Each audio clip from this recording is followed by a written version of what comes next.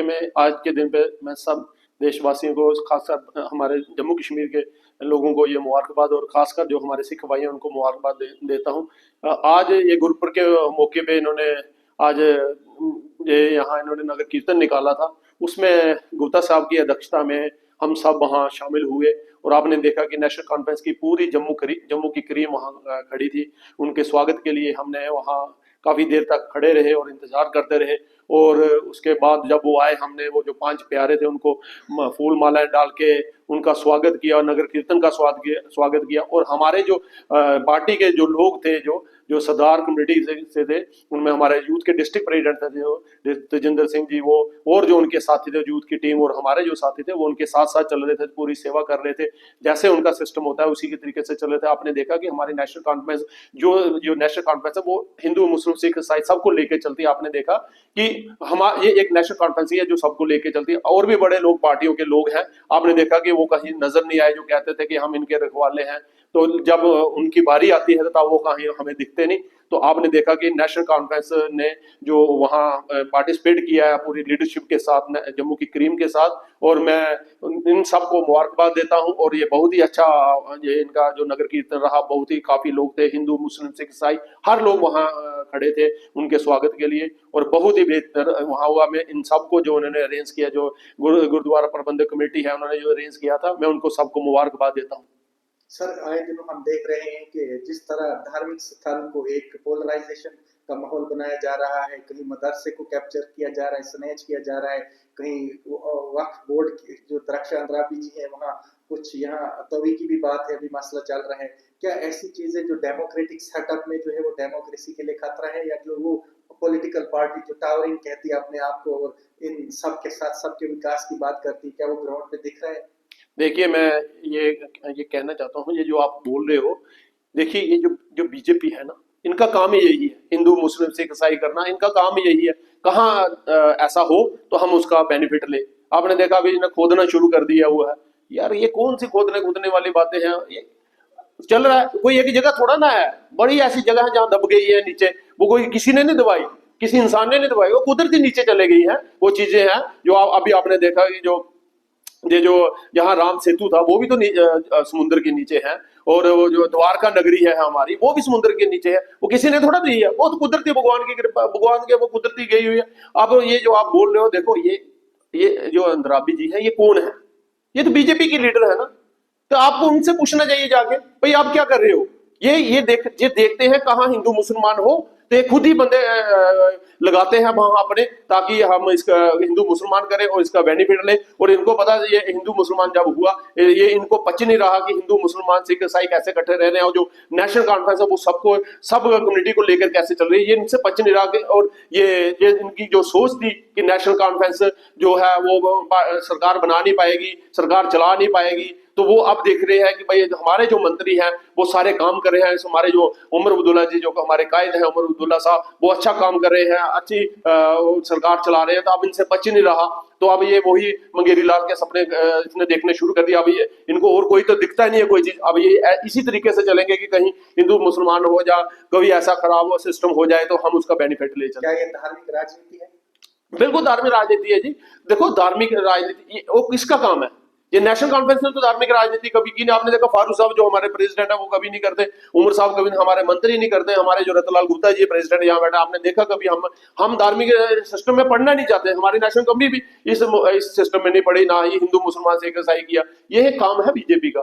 तो बीजेपी वाले करते हैं तो चलो कोई नहीं, करते रहे। लेकिन देख, ऊपर वाला भी देख रहा है। धार्मिक देखो, ऊपर वाला की जब लाठी पड़ती है ना तो वो बड़ी बुरी पड़ती है। ऊपर वाला देख रहा है, नीचे वाले लोग भी देख रहे हैं कि कौन धार्मिक राजनीति कर रहा है। वो सब दिख रहा है। आने वाले अब पंचायत के चुनाव आ रहे हैं, कारपोरेशन के चुनाव आ रहे हैं, उसमें पता चल जाएगा।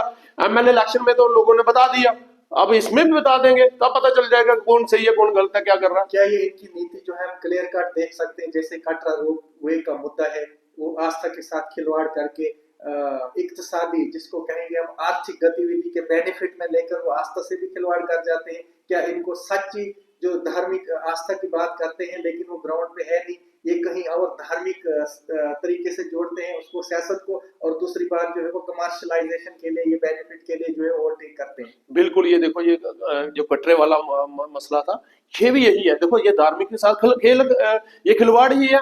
ये जो इनके लोग थे, जो इन्होंने लाने थे पैसों, जो इनके, आपको पता है ये बड़ा कारपेटर है, वो जो लोग इन्होंने लाने थे, इनके हमें जो पता चला इनके अपने लोग थे उसमें, तो इन्वॉल्व थे, उनको उन्होंने टेंडर दिलाया और उन्हीं से ये गंडोला बनाना था, उन्हीं को लादा है। मैं इनको कहना चाहता हूँ भाई, जब आप ये जो माता रानी जहां से गई है वही रास्ता सही है, वहां से ही जाना चाहिए। जो माता रानी ने आपने वहां चरण रखे हैं, कहीं नीचे आदुकुआरी रही है माता 9 महीने, और चरण पादुका नीचे है, जो चरण पादुका, ये बाल गंगा है जहां पास अपने बाल धोए हैं, तो जो रास्ता है वही रास्ता होने चाहिए। और ये तो खेल। अच्छा, एक और मैं बात बताना चाहता हूँ, देखो ये भी पहले 1000 रुपया टिकट होती थी हेलीकॉप्टर की, अब 2000 होगी। आरती की इन्होंने टिकट रख दी है, बताइए एक गरीब आदमी आरती की 2000 रुपया कैसे दे सकता है गरीब आदमी, कैसे? अब 2000 दे के, अगर आप मुझे बताइए, अकेला आदमी तो जाएगा नहीं दर्शन करने, उनके साथ पूरी फैमिली होगी। अगर 5 आदमी होंगे, 5 के कितना 10,000 रुपया कौन देगा? ये इतने पैसे कौन देगा? 2000 के हिसाब से आरती के, तो 5 दूनी 10 हो गए, 10,000 रुपया कौन देगा? एक गरीब आदमी दे पाएगा? 10 क्या, मैंने कहा तो 2000 से बेचारे 1000 लेकर तो यात्रा करते हैं, तो ये कहां से देंगे पैसे? और ये देखो आज सबसे ज्यादा जो इंडिया क्या वर्ल्ड में दूसरे नंबर पे माता रानी की चढ़तल है, वहां जो वहां लोग श्रद्धा से अपने चढ़तल चढ़ाते हैं। आज तक श्राइन बोर्ड की तरफ से वहां लंगर तक नहीं लगाया गया। मैं ये देखो, हमारे हिंदुओं के लिए बड़ी शर्म की बात है। और ये जो लोग हिंदुओं के लीडर बने बैठे हैं, उनकी 10 साल पीछे सरकार है, यहाँ तक नहीं, जहां तक कि सेंटर में भी सरकार उनकी, जम्मू में भी इनकी थी, गवर्नर उनके थे। अभी तक हमारा कोई गरीब आदमी जो भंडारा, आप सरदारों को देख लो, जो हमारे सरदार भाई है, हर गुरुद्वारे में लंगर होगा, जहां भी होगा वो लंगर होगा, जहां उनका धार्मिक स्थल है वहां लंगर होगा। लेकिन हमारा है नहीं इतना बड़ा, हमारी माता रानी की आशीर्वाद है, तो ये एक लंगर ना कटरा में लंगर है, ना आदुकुआरी में लंगर है, ना ऊपर लंगर है, तो भाई ये लंगर होने चाहिए। इन्होंने ये भी व्यवस्था करानी चाहिए गरीब आदमी के लिए। और एक मैं और बताना चाहता हूँ, बड़े लोग ऐसे हैं जो दानी है, वो अपने खुद लंगर लगाना चाहते हैं। जैसे आपने गुलशन कुमार जी ने लगाया हुआ है लंगर, वो उन्होंने अपने पर्सनल जगह पे लगाया हुआ है। तो ऐसे बहुत से लोग हैं, वो कहते हैं हमें परमिशन दे दो, आदुकुआरी में दे दो, भवन में दे दो, लेकिन नहीं, ये जो श्राइन बोर्ड टास्क का मास नहीं होता। और ये जो हमारे हिंदू लीडर बनी बैठे हैं, वो भी टास्क के मास, उनको ये पता ही नहीं है कौन यात्रु कैसे आता है कैसे नहीं। राकेश जी, आखिरी क्वेश्चन है, जम्मू कश्मीर की जनता को आप क्या मैसेज देंगे कि इस धार्मिक राजनीति से ऊपर उठकर जो है जम्मू कश्मीर की तरक्की के लिए आगे बढ़े? क्योंकि यहाँ क्राइसिस चल रहे हैं, हमें स्टेटहुड नहीं मिल रहा है जो यहाँ के लोगों का हक है, और उसके साथ साथ जो है वो धार्मिक अनुवाद में जो है वो घेर के रखा है लोगों के लिए। अब कारपोरेट की इलेक्शन है, म्यूनिसिपैलिटी की इलेक्शन आने वाली है, और पीआरआईज की भी है। क्या मैसेज रहेगा जम्मू कश्मीर की जनता को इस भंवर से ऊपर उठकर आगे आने के लिए और जम्मू कश्मीर की तरक्की की राह पर लेने के लिए? मैं जम्मू कश्मीर की जनता को, खासकर जम्मू वालों को, मैं यही कहना चाहता हूँ, यही मेरा मैसेज है कि भाई एकजुट हो जाओ, एकजुट होके चलिए। और ये जो राजनीति है, हिंदू मुसलमान की राजनीति, धार्मिक की जो राजनीति है, इसमें मत आइए, क्योंकि इसमें हमें नुकसान है, फायदा नहीं है।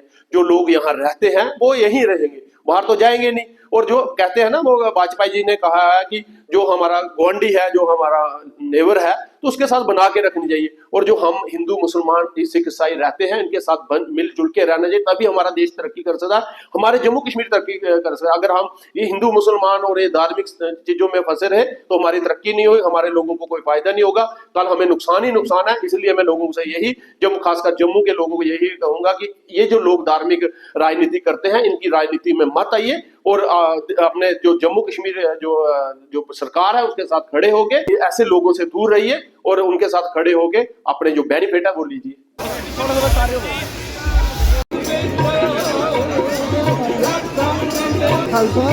मैं अपनी तरफ से, अपनी लीडरशिप जनाब फारूक साहब की तरफ से, जनाब उमर साहब की तरफ से, आज के इस पवित्र दिन पे सभी देशवासियों को मुबारकबाद पेश करता हूँ।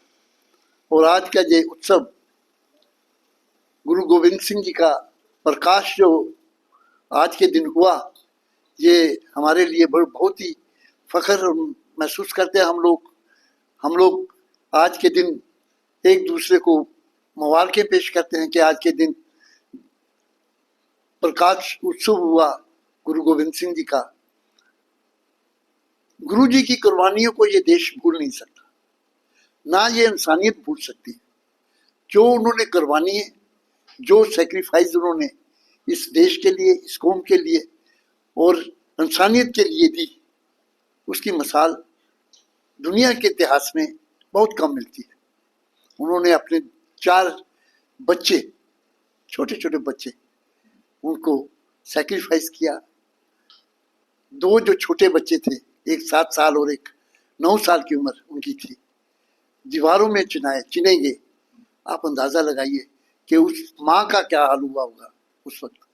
लेकिन उन्होंने देश के लिए, अपने इस इंसानियत के लिए, लोगों के लिए वो कुर्बान किए। मैं समझता हूँ कि जो आदर्श, जो मिसाल उन्होंने पैदा की आपसी भाईचारे की, इस देश को मजबूत करने की, हमें उन्हीं रास्तों पे चलना चाहिए ताकि हम अपने आज का जो ज़माना है, जिस ढंग से आपस में भाईचारे में दरारें पड़ रही हैं, उसको ज़्यादा से ज़्यादा मजबूत हों। दरारों को ज़्यादा से ज़्यादा, इस किस्म का जो माहौल बन रहा है या बनाया गया है, उस माहौल को हम ठीक करें। वो तभी कर सकते हैं जब हम उनके रास्ते पे, उनके बताए हुए रास्ते पे चले और इस मुल्क की नींव को मजबूत करें, यहाँ के बच्चों की नींव को मजबूत करें, आने वाले समय को हम अच्छी दिशा दे सकें। तो ये तभी होगा जब उनके जो उन्होंने रास्ता हमें बताया हुआ है, हक और इंसाफ के लिए लड़ना, ये बहुत बड़ा उन्होंने जो आदेश दिया था, आज उसी पे अगर हम कायम रहें तो मैं समझता हूँ कि ये हमारा मुल्क एक बहुत तरक्की की मंजिलों की तरफ जाएगा और हम आगे बढ़ेंगे।